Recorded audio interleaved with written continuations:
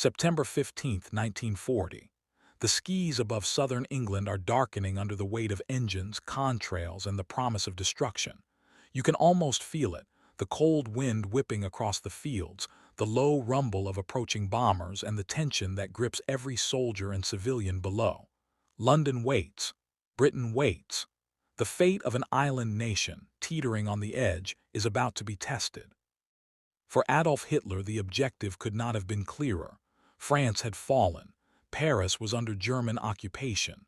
The British Expeditionary Force had barely escaped Dunkirk. And yet Britain remained defiant.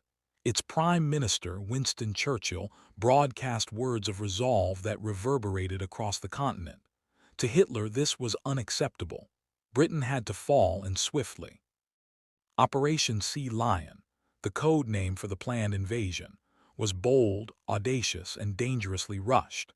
The plan was simple on paper: achieve air superiority, ferry tens of thousands of soldiers across the Channel, land on the southern coast, and push inland to crush the British resistance before they could react. But what they didn't realize was that the plan's simplicity concealed a tangle of fatal flaws. Hitler believed that once the Royal Air Force was destroyed, the Royal Navy would be powerless to stop the landing. But he underestimated the complexities of amphibious warfare and overestimated the ability of the Luftwaffe to dominate the skies. Every convoy of barges, every platoon trained for assault, was about to confront not just Britain's defenses, but the raw unpredictability of nature, technology, and human courage. On the morning of September 15th, Luftwaffe pilots soared over the Channel, expecting a relatively open sky. Hundreds of bombers and escorting fighters moved toward London, confident and disciplined. Below, the radar operators of Fighter Command were already tracking them, relaying positions to scrambling squadrons with calm efficiency. The German crews did not realize that their first critical challenge would not be the guns on the ground, but the eyes in the sky guiding every British fighter into position.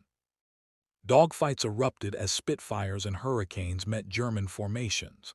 Engines roared, tracer fire cut through the clouds, and in the chaos, pilots made split-second decisions that would tip the balance.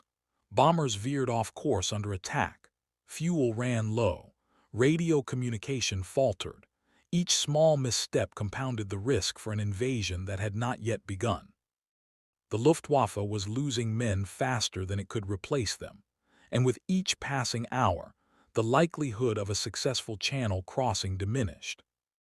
Meanwhile, back in Berlin, Hitler received reports losses were mounting. Fighter Command remained operational. Radar stations were undamaged. London was still standing. For the first time, the reality of Britain's resilience collided with Hitler's expectations. He postponed the invasion, first by days, then indefinitely. The fleet of converted river barges, the soldiers trained to storm the beaches, the detailed maps and timetables, all of it remained in limbo. Sea Lion had stalled before it even began. The failure of the invasion was not yet obvious to the world. Soldiers continued training along the French coast. The barges waited silently in ports, exposed to wind and tide. In Berlin, Hitler refused to let go of the dream. In London, civilians endured the Blitz, unaware that their survival was as much a product of courage and resilience as it was of strategy and luck.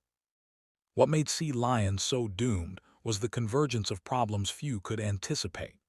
The Luftwaffe had underestimated British radar, overestimated the effect of their bombing raids, and failed to achieve decisive air superiority.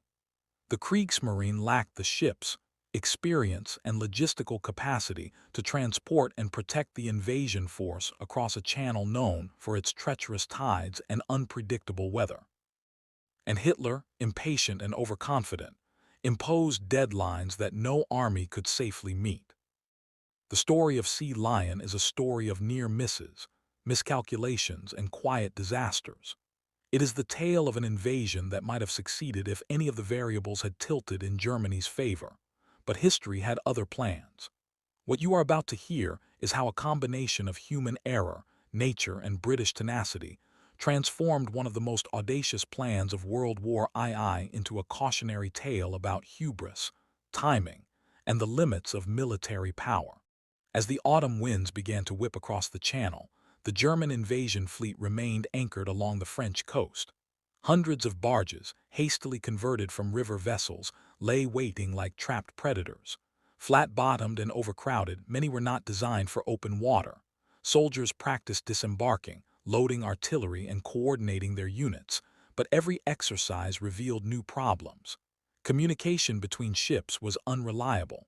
Engines frequently failed under load. Even in calm weather, the barges threatened to capsize. The Channel would not forgive mistakes. Grand Admiral Erich Rieder, the head of the Kriegsmarine, had warned repeatedly, "This operation is too risky. The Navy is insufficient to protect the landing force." His concerns were grounded in reality. The Royal Navy remained the largest and most formidable in the world. Every destroyer, cruiser, and fast attack craft was capable of intercepting the barges, and intelligence reports suggested British forces were already aware of German intentions. The margin for error was microscopic. One misjudged tide, one foggy morning, one successful interception, and thousands of soldiers would drown before stepping onto English soil.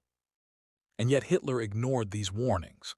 To him, Germany's destiny was urgent, absolute, inevitable. He overruled his commanders, imposed strict deadlines, and demanded that the invasion proceed as planned. Army generals disagreed in private. Luftwaffe commanders were hesitant. Rieder fumed silently. But the will of the Führer outweighed the warnings. Ambition now outweighed reason, setting the stage for failure before a single ship had left port. Air superiority was supposed to neutralize this risk. The plan relied on the Luftwaffe to dominate the skies, protect the invasion fleet, and destroy the RAF. But the Battle of Britain had shattered this expectation. By mid-September, the Luftwaffe had suffered hundreds of losses, with bomber formations decimated and fighter escorts stretched thin. Radar networks, repairable airfields, and the sheer determination of British pilots kept fighter command operational. This was a turning point. Germany's calculations had assumed the RAF could be crippled within weeks. It had not. The Luftwaffe had underestimated both technology and human resilience. Young pilots, many barely out of training, were making tactical decisions that German strategists could not anticipate. The RAF was no longer a theoretical threat. It was a lethal, agile, and unrelenting force. Every loss in the air made the invasion that much more dangerous. Meanwhile, intelligence played a subtle but decisive role. British codebreakers at Bletchley Park were deciphering German communications with growing efficiency. Spies fed disinformation into German planning channels, exaggerating defensive positions and troop strength. The Germans believed they were planning a precise, calculated operation, when in reality they were chasing shadows. Every misjudgment, every assumption based on flawed intelligence, compounded the risk of disaster. Even weather conspired against the invasion. By late September, storms were forecast across the Channel. The flat-bottomed barges, top-heavy and slow, could barely navigate moderate swells. Strong winds threatened to push troops off course. Low visibility and choppy waters would make coordination nearly impossible. The Germans had counted on a small window of fair weather, but nature was not obedient. Every passing day increased the chance that any attempt to cross would end in catastrophe. Soldiers along the French coast sensed the fragility of the plan. They drilled endlessly, yet doubts crept into quiet conversations.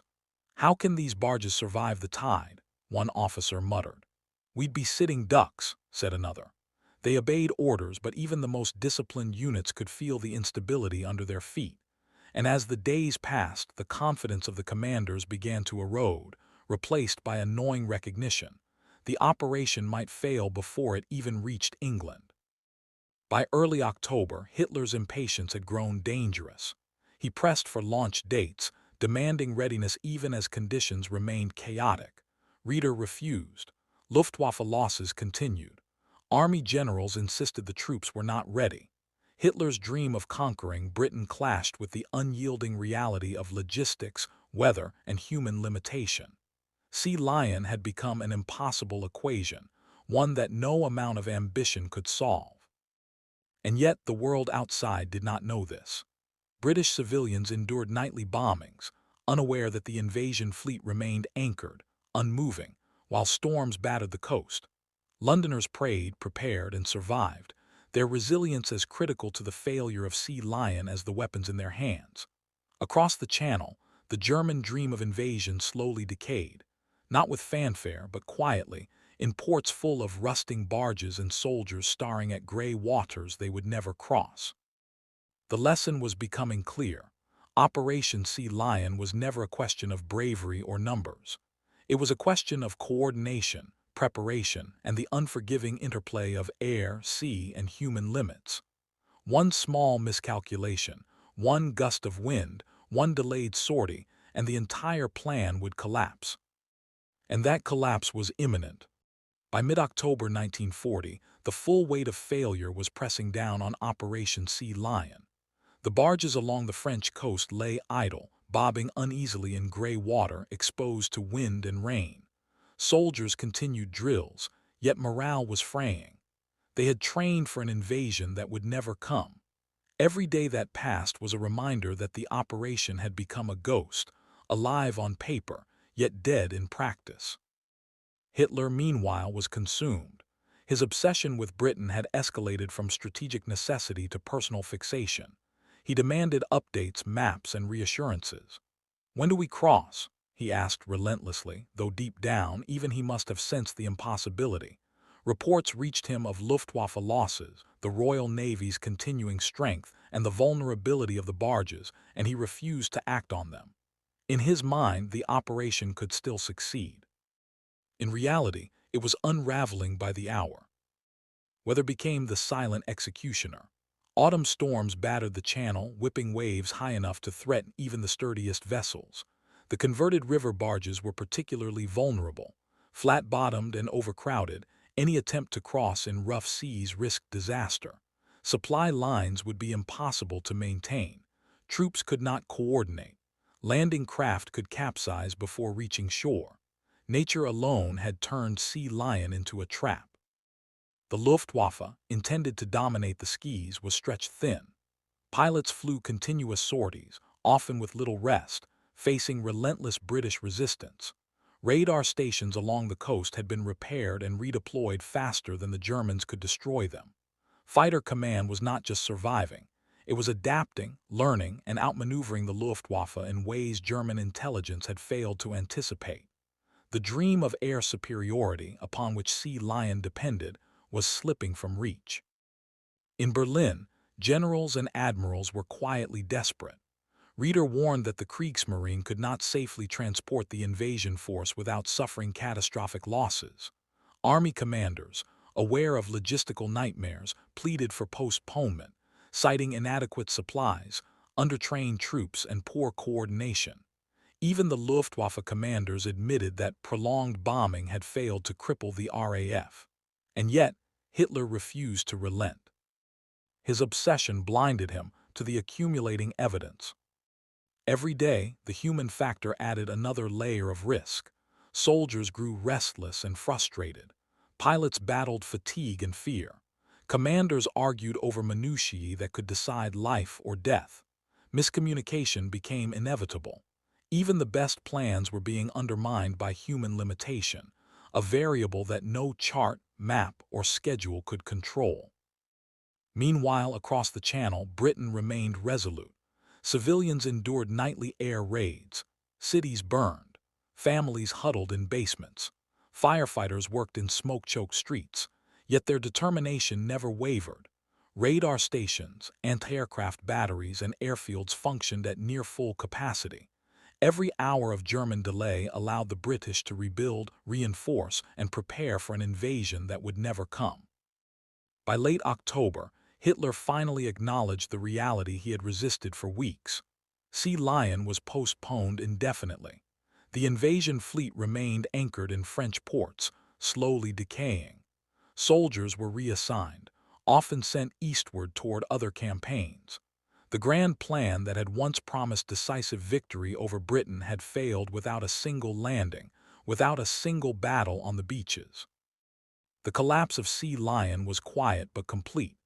It was not destroyed in combat, but by the convergence of factors few could control: relentless weather, human limitation, misjudged intelligence, overconfidence, and the extraordinary resilience of a nation under siege.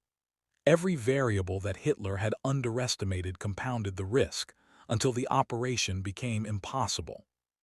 Yet the story of Sea Lion leaves a haunting question. How close did Britain really come to invasion? At certain moments, the plan could have been executed with terrifying consequences. If the Luftwaffe had won air superiority, if Reeder's navy had been stronger, if a brief window of calm weather had appeared, thousands of soldiers might have landed on southern beaches, and the course of World War II might have been forever altered. Instead, Sea Lion remains history's great what-if, an operation so bold that it demanded perfection, and yet so flawed that failure was inevitable. The barges rusted. The soldiers who trained for invasion were sent elsewhere.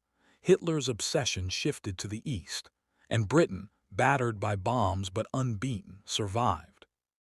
History judges Sea Lion not as a near miss of strategy alone, but as a testament to human resilience, the unpredictability of war, and the sobering lesson that even the most meticulously planned operation can collapse quietly, without glory or fanfare, under the weight of reality. By November 1940, Operation Sea Lion had become a ghost. The barges that once symbolized Germany's ambition rusted quietly in French ports.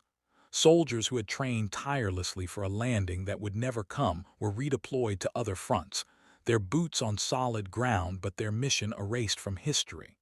Hitler's obsession with Britain persisted, but the reality was undeniable. The invasion was impossible. The failure of Sea Lion left a profound imprint on the course of World War II.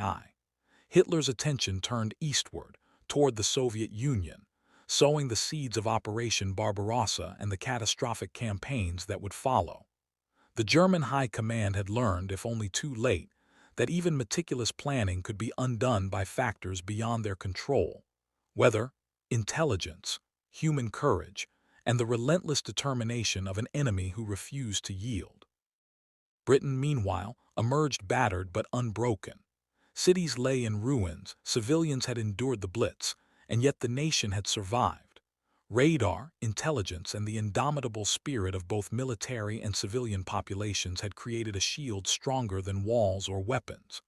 The Channel, that gray expanse of water, became an invisible fortress, a barrier that Germany could not breach, no matter how bold the plan, no matter how obsessive the fougue.